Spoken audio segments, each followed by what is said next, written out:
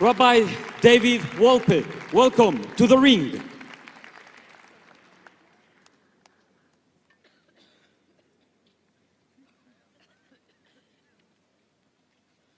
I think that it is wonderful and intriguing that we have such tremendous, brilliant energy, all devoted to explaining why we have no purpose.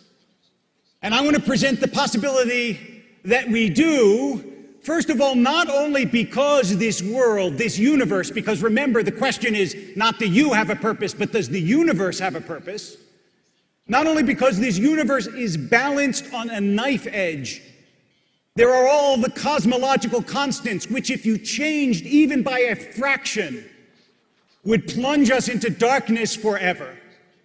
Not only because the universe is so finely tuned and finely designed, but because all of you, all of us, have inside of us this remarkable mechanism that is able to comprehend the mechanisms of the universe.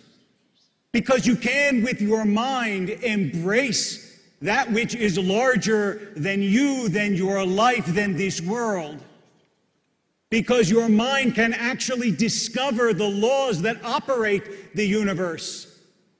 Steven Weinberg, the physicist who would be sitting on this side of the table or of the boxing ring were he here, said, the more we comprehend the universe, the more meaningless it seems. But of course, that's almost a contradiction. Because you can't comprehend it if it's meaningless. Nonsense can't be comprehended. Only meaning and order and purpose can be understood. And the very endeavor of science is about the idea that the world is about something. If it's not about anything, then how could we study it? How could we understand it? And that leads, of course, to the third point.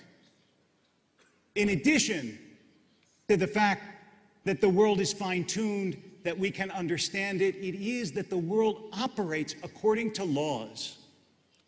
And that's an astonishing thing that we are so used to that we don't realize how amazing it is that the world operates according to fixed laws. That alone should awaken our wonder.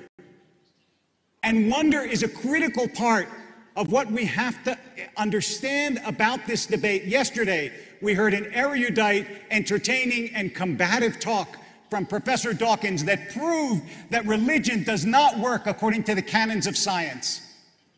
And Michael Sherman got up and said, where is the evidence? If you would regrow a limb, I would believe it, as though, again, religion is supposed to operate like science. But I want to remind you that science is not the only mode of knowing. It's not the only paradigm for understanding. In fact, everybody here, in that which matters most to you in your life, relies on something other than science. Why do you get up in the morning? Is life worth living? Whom do you choose to love? And why do you believe love matters? Those are not scientific questions, and yet you live your life by those questions. We shouldn't think that if you can't put it in a test tube, or you can't see it in a microscope, or you can't spot it in a telescope, then it doesn't matter and it doesn't exist. We live our lives by intangibles, by poetry, by love, by dreams, by aspiration, and these things are not susceptible to repeat experiments, to disproof. When we talk about whether the universe has a purpose, you can't locate that simply by doing astrophysical experiments. That's not how you find whether the universe has a purpose. Now, you might say the universe has a purpose the way the kitchen has a meal. That is, it contains all the ingredients you need. But we're not asking if the universe has purposes. We agree to that. We're asking whether the universe has a purpose. And as my colleague said, in order to believe that, you have to believe that the universe has a purposer, somebody who generates that purpose. And we may not know what the purpose is, and we may never understand it. But remember, experiments are not the only ways of understanding.